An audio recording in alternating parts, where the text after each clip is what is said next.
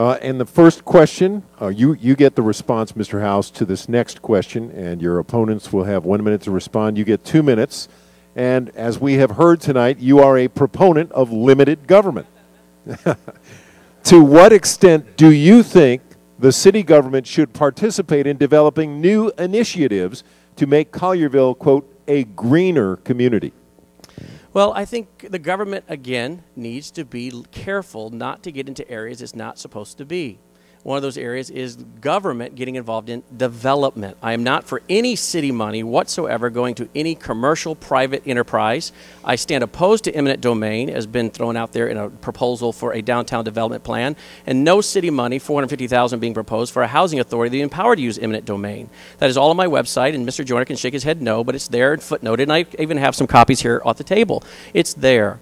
And it's been campaigned on by other aldermen mentioning this proposal. So city has to be careful what they get into. As far as going green, if we cut our amount of gas we're burning, that would be a positive, and it would also save us money.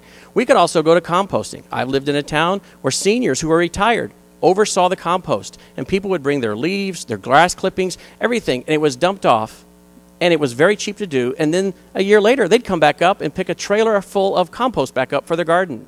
That's not only being green, as you say, but that's also eliminating how much weight is put on our sanitation trucks. And the city administrator told me in our 3-hour meeting, our trucks are weighed and we're billed, and the fee is astronomical. So we can cut down on the weight on those trucks. So I'm all for being green, but I think, again, we got to be careful about using government money, the taxpayer money, for any kind of enterprise or anything else. But in the areas that I'm talking about, that would definitely be legitimate.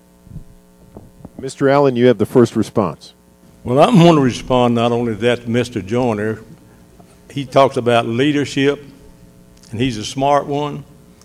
Well, he's the guy that's on the board when the town budget went from, or town debt went from $50 million to $110 million.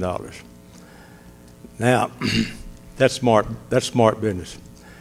To respond to the green deal, government does not have to get involved. All they can do is be the bully pulpit and tell the people, not tell them, I'll take that word back, advise the people the things that they can do. Recycling is one of them. Cutting your yard, mulch it. Look at all the vehicles that are in towns, make sure that they're fuel efficient, like anything you can do, maybe go to propane or natural gas. We got several things we can encourage people to do, but the government should leave it up to private industry to come back. Look at Franklin, Tennessee. They've got builders now making efficient type homes. Thank you, sir. Time. And Mr. Joyner, please.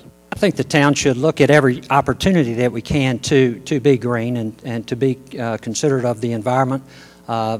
We have done that in some cases in our Public Works Department. We've looked at hybrid vehicles. We have taken some opportunities to do some research, and I think wherever it's possible we can look for those opportunities. I too am not for mandating any or putting any additional tax burden on or getting into businesses that we should not want or we should not be in. But again, as I said, I do think we need to look for opportunities where we can be more environmentally friendly.